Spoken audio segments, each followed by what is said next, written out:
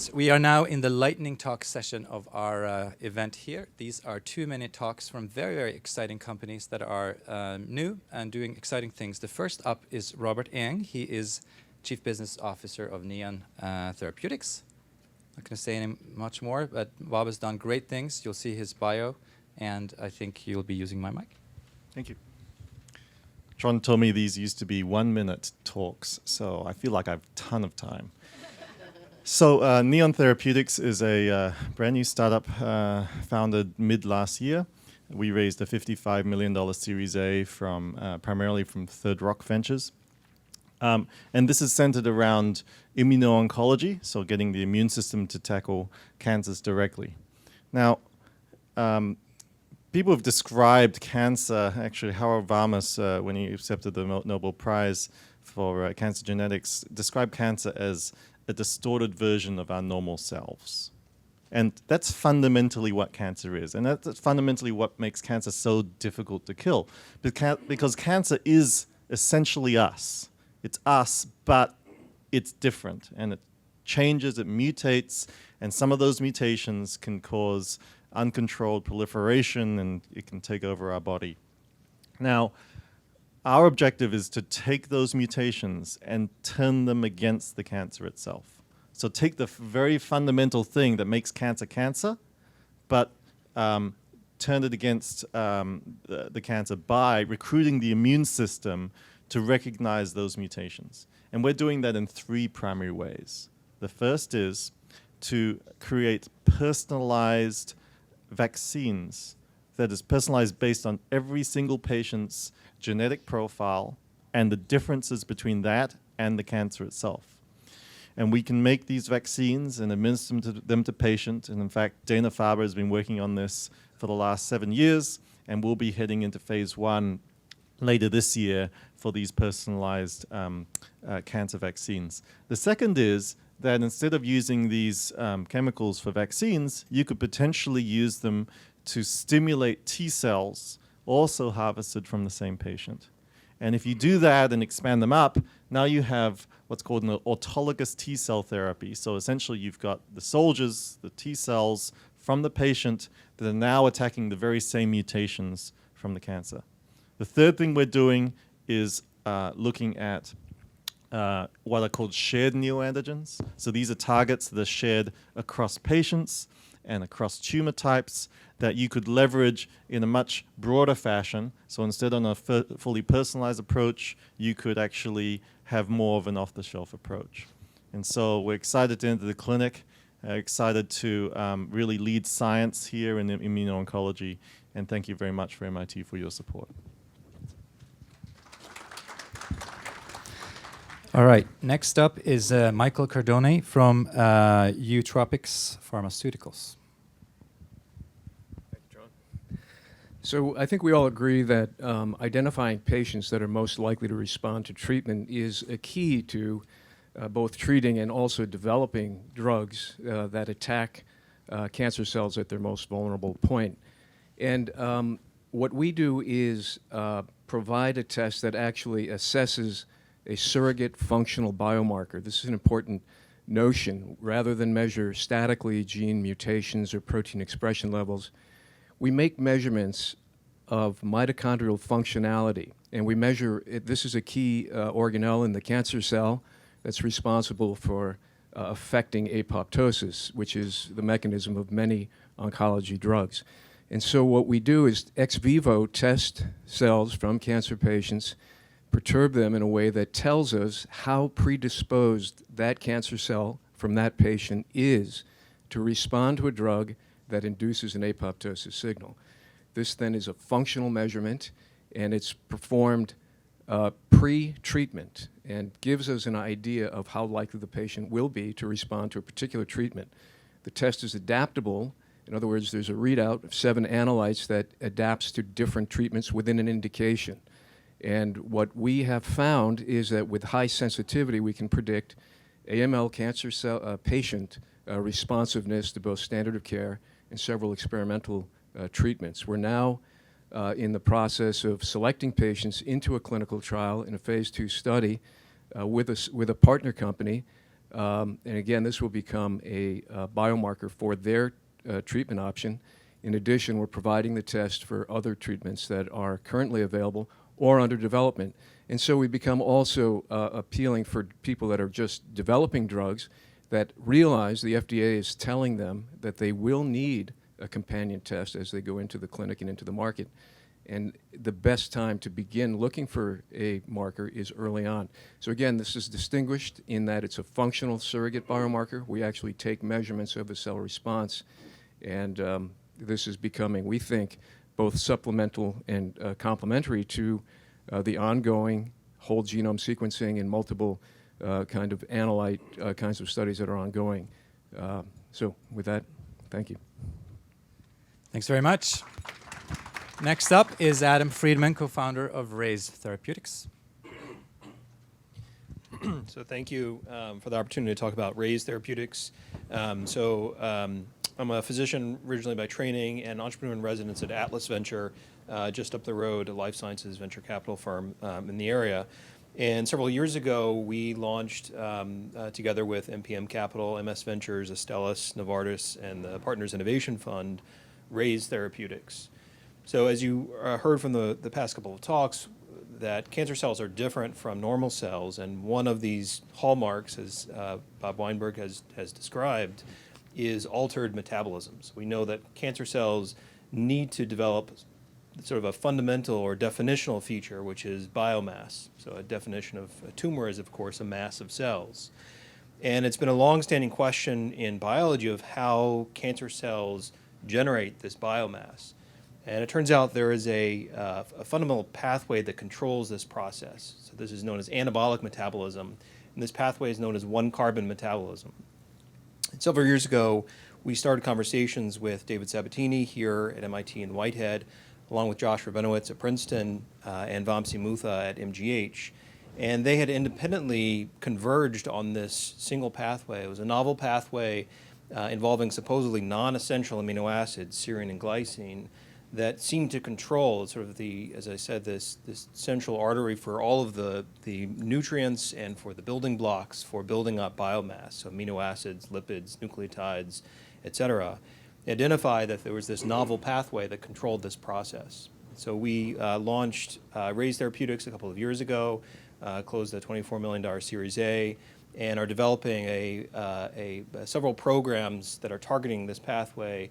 They're small molecule therapeutics. We hope to be in the clinic in the next couple of years. And as our name implies, attempting to raise cancer. It's not quite the explosion that you saw before, but that's the idea. So thank you.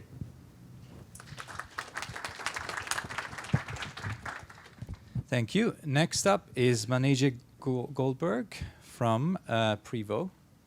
Hi, my name is Manijeh Goldberg. I'm the founder of Privo Technologies. Our treatment is a local treatment for cancer. So we have developed this platform technology, and it's using polymers made from crab shells and other crustaceous materials. And we take these polymers made from these crab shells and wrap chemotherapy drugs that are currently known, and they are very potent but really dangerous in these polymers. And we design it, as Bob Langer mentioned, we design it in a way that understands cancer tissue and can distinguish between healthy and cancer tissue, and it can permeate into the cancer tissue and leave the healthy tissue alone. This research has been done in the past 5 years in Bob Langer's lab, and we have spun out, and we are able to get grants from NIH. We just received a $4 million grant from NIH, which gives us an opportunity to finish our preclinical study, and in a year we should be ready for human trials. This is an image of what the sponge that we've made with these crab shells look like. It has nanoparticles, and within the nanoparticles we capture chemotherapy, and it targets the cancer cells. You can put this wafer directly on top of the cancer. The nanoparticles end up in the tumor and release the drug. We are targeting oral cancer because it's a very nasty cancer. The numbers are growing actually in US due to mostly HPV. And this is a cancer that, unlike most cancers, even the survivors have a very poor quality of life because it's very disfiguring. Most of the time, the patients end up with surgery, which removes portion of their face. So it's a really important disease to treat it early on and with something that's less invasive. With that, this is an example of a work we've done. We've grown oral cancer, the tumor, and with 6 treatment of our wafer, we've been able to completely regress the tumor. Thanks very much. The next speaker up is interesting because here's a startup that is coming out of stealth at Mach 2 speed. So this does happen at MIT sometimes. Erik Schaefer, president of AssayQuant Technologies. This is a company out of Barbara Imperiali's lab. Erik? Yeah, I don't normally like commercials, but you know the Rocket Mortgage commercial. Have you seen that? I mean, that's absolutely what we're living is sort of with this new startup. So we started in July, and we really are in warp speed. So again, my name is Erik Schaefer. Then I'm president and chief scientific officer of AssayQuant Technologies, and this was co-founded then with Barbara Imperiali in the departments of chemistry and biology here at MIT. So AssayQuant then is a life science company that develops innovative enzyme assay formats that deliver a quantum improvement in performance and productivity for the research market. Our initial focus is on protein kinases, and so these is a very diverse group of over 400 enzymes that have been intensively studied and that form the basis for many disease areas. And obviously oncology then is a critical focus here. So in our effort then, what we are doing is to target then technology developed in Dr. Imperiali's lab to create then chelation-enhanced fluorescence protein kinase sensors. And so these are next generation sensors to be able to monitor then the activity of protein kinases in real time and to be able to do this then in commonly available microplate readers. So how do we get better technology? How do we make it universally accessible without millions of dollars then being spent on equipment and related programs? So our technology then is ideal for elucidating drug mechanism of action, but it can be applied across the entire drug development process. So very applicable. And what we see more and more is various drug companies saying we must move these mechanism of action studies earlier in the process. We cannot wait till the end when we've done all this screening to find out that it has the wrong mechanism. So our technology makes it really simple to get these measurements right up front. So importantly then, we can use this then with a wide variety of sample types, including obviously purified enzymes, but importantly, crude cell and tissue lysates, and it's sensitive enough to be able to enable tissue diagnostics on a microscale. So at AssayQuant Technologies then, we have a robust product development roadmap, and we're very interested then in discussions of opportunities where we can build productive partnerships. Thank you. Next up, and I think pre-announced already, by the way, I'm sorry about the warp speed versus Mach speed. This is MIT, so science fiction's reality. I'm still catching up with the program. Armon Sharei is the CEO, co-founder, Squeeze Biotech, and it was mentioned earlier by Bob. Thanks. And I was going to say, similar to Bob, you sent me instructions on like what to say. I'm not sure I'm going to end up fully following them. So I was actually a grad student under Bob Langer and Klaus Jensen, and I joined this project where they had this very cool idea of using a gun to fire materials into cells. And being a starry-eyed grad student, that sounded like a great thing to do. Like most grad student projects, that didn't actually work. But what we figured out down the line was that we developed a system where if you rapidly deform cells at high speeds in a microfluidic chip, you can actually disrupt their membranes such that anything that's outside can diffuse in, and then they seal back up. And what we realized is that by being able to deliver a lot of different materials into these cells, you can actually start to really control their function much more effectively than you could have ever done before. And this really started to highlight the potential of what we could achieve if you think about cell therapies, where, for example, if you could take an immune cell and then program it to actually target the cancer, that could potentially be far more effective than what you could ever do with like a small molecule or an antibody type product. So with the promise of the technology, what we did is we started Squeeze Biotech. In tandem, I actually also did a postdoc in immunology at Harvard Med School, where we tried to learn more about what exactly we can do with these cells. And now at the company, we're exploring a number of different paths to try to engineer your immune system to actually fight diseases for you. So as Bob mentioned, one of our collaborations is a $500 million collaboration with Roche, where we're seeking to engineer a patient's own B cells to induce immune responses in vivo that can then go and target the cancer more effectively. And we're hopeful that by having solved such a fundamental problem with engineering cell function, we can actually enable a whole slew of new therapeutics that actually use your own cells to fight the diseases for you. Thanks very much. I don't know if anyone picked up on this. I just love this that happens here. So in tandem with building this company that just signed a $500 million deal, he was doing a postdoc at Harvard. I think that says a lot about what you can do on the side at Harvard. Bharatt Chowrira, president of Synlogic. The stage is yours. Okay. Great. Thank you. So we work in, we're a startup company funded by one of the investors, Atlas, NEA, the Gates Foundation, OrbiMed, and Deerfield. We are in the synthetic biology space. The company was co-founded by Jim Collins and Tim Lu, the professors at MIT, and previously at BU. We are in precision programming of the microbiome using synthetic biology. So imagine, a number of us take probiotics, right? So we don't know exactly what they do, but they're generally safe, and they provide some benefit to the gut. So how cool would it be if you can program these probiotics that are generally safe to actually perform a specific or a set of functions that are missing or deficient in your body, and you take them orally every day. It doesn't colonize in your body, stays in your body, it goes through the GI tract 24, 36 hours and leaves the body. And while it is going through your GI tract, it then gets turned on based on these signals that we program into these probiotics to then perform certain functions. And these programmed probiotics can then be used and customized to treat specific diseases.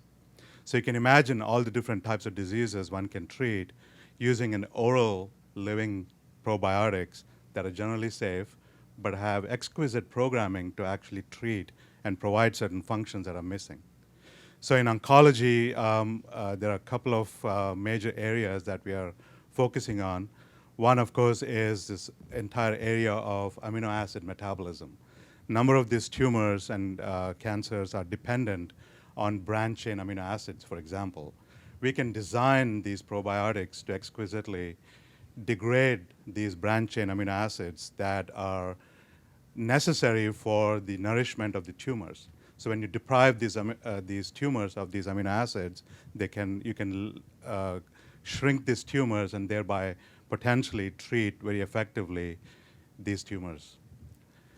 You can also think about programming these probiotics to actually elicit a very localized immune response to a number of these tumors. And so that's another approach that we can actually take for programming your probiotics to treat these tumors and in this emerging new field of immuno-oncology. And a third approach for treating or addressing cancer is in detoxification. A number of chemotherapeutics that people use for treating cancer are limited by the GI toxicity. So we can program these probiotics very exquisitely to actually detoxify and reduce the GI toxicity of these cancer therapeutics so that you can improve and increase the dosage of these chemotherapeutic agents to then treat cancer. So we have a number of very exciting programs using the synthetic biology tools in the microbiome area to treat a number of these diseases. Thank you. Thank you. Next speaker is not here in person, but has kindly sent a custom video. Chen is the CEO of Clearbridge Biomedics. So you have a 2-minute video. He is in Hong Kong, so he couldn't be here today. But please play the video now. Cancer is a deadly disease, and almost everyone knows a cancer sufferer. Cancer needs to be detected and managed early. All cancers develop resistance over time, and to beat it, we must be able to readily, painlessly, and in real time access these cancer tumor cells. At Clearbridge Biomedics, we are a liquid biopsy solution company focusing on revolutionizing how cancer is treated and managed. We developed a way to capture and isolate circulating tumor cells from a simple, standard blood draw. Our technology is a microfluidic biochip that enriches for live circulating tumor cells. These are cancer cells that have detached from the primary tumor and circulate in the bloodstream. From a simple, painless blood draw, clinicians can then potentially access these cancer cells to then screen, diagnose, and monitor disease progression and any remission. We can also perform various tests on these live CTCs. Our technology built into the ClearCell FX instrument paves the way for timely, tailored treatments. Find out more at clearbridgebiomedics.com.